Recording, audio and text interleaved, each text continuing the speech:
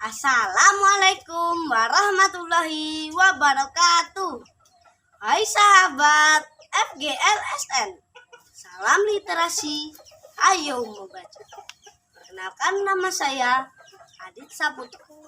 Saya berasal dari SMP Negeri 3 Tobali, Kecamatan Tubali, Kabupaten Bangka Selatan, Provinsi Kepulauan Bangka Belitung.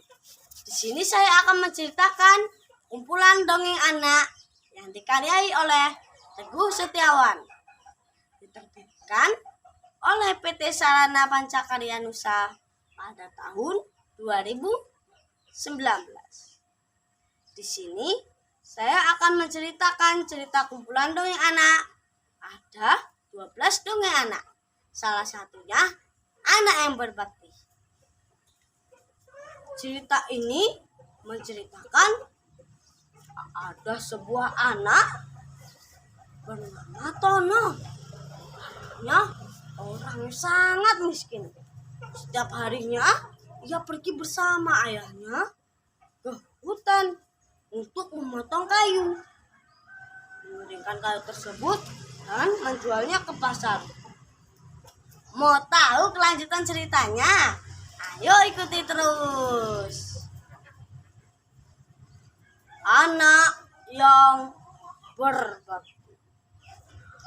Zaman dahulu, sebuah desa, ada seorang anak bernama Tono. Ayahnya orang miskin. Setiap hari ia pergi bersama ayahnya ke hutan untuk memotong kayu dan mengeringkan kayu tersebut untuk dijual ke pasar. Pada suatu hari, ia dan ayahnya pergi ke hutan yang jauh sekali dan belum pernah mereka kunjungi sebelumnya. "Apa kau pernah ke sini, Ton?" tanya ayah kepada Tono ketika mereka dalam perjalanan. "Belum ya," jawab Tono. Lalu mereka pun terus berjalan hingga masuk ke tengah hutan itu. Di sana ayah Tono memotong kayu di satu tempat, sedangkan Tono memotong kayu di tempat lain. Setiap kali Tono memotong, selalu memanggil ayahnya untuk memastikan ayahnya ada atau tidak. "Ayah!" panggil Tono. "Ya, ayah di sini," jawab ayah Tono dengan suara keras. Itu berarti tandanya ayah Tono masih ada dekat berada dengannya.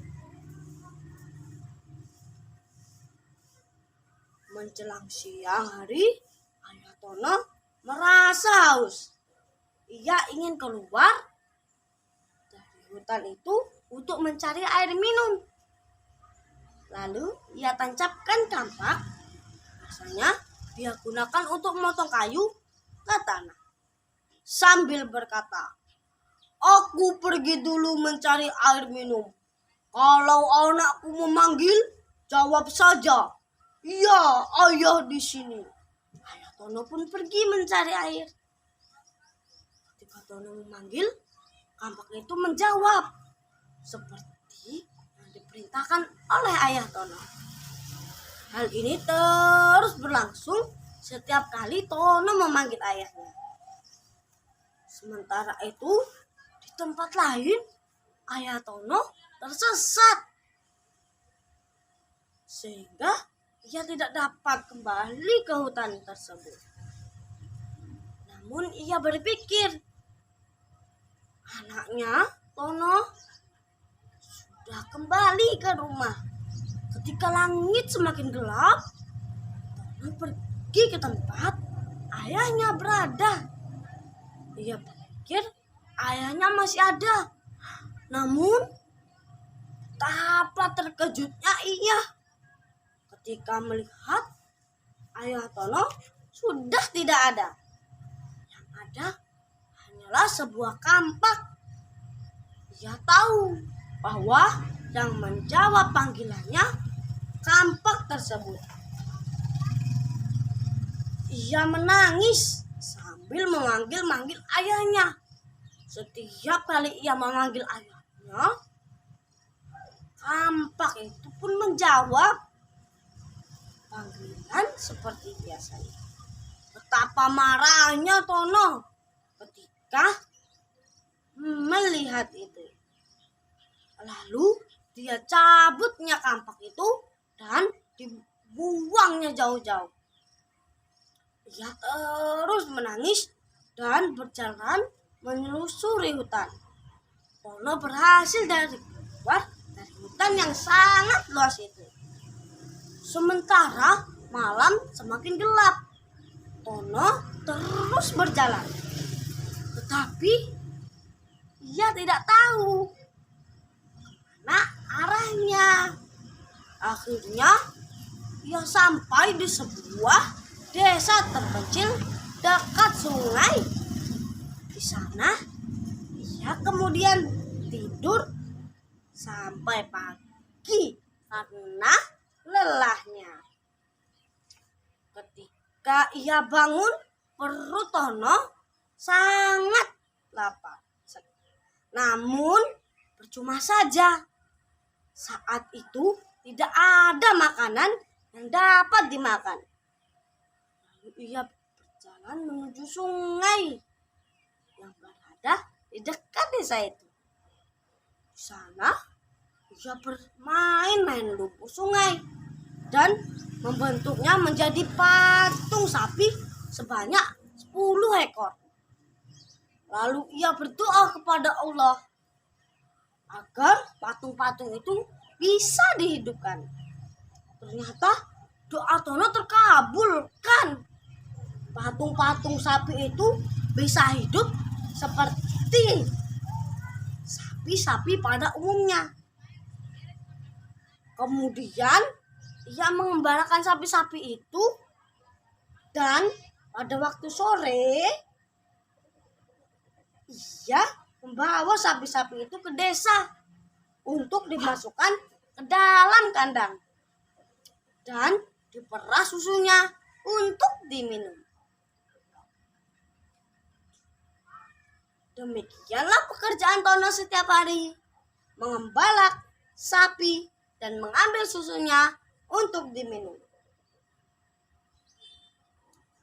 Sementara pada malam harinya, ia membuat api unggun dari sekitar tempat tidurnya agar binatang buas tidak berani mendekati sapi-sapinya. Selain mengembala, Tono sudah mulai berladang. Ia tanam biji jagung. Ia sirami sampai tumbuh besar. Dari susu-susu sapi dan jagung, itulah Tono dapat bertahan hidup.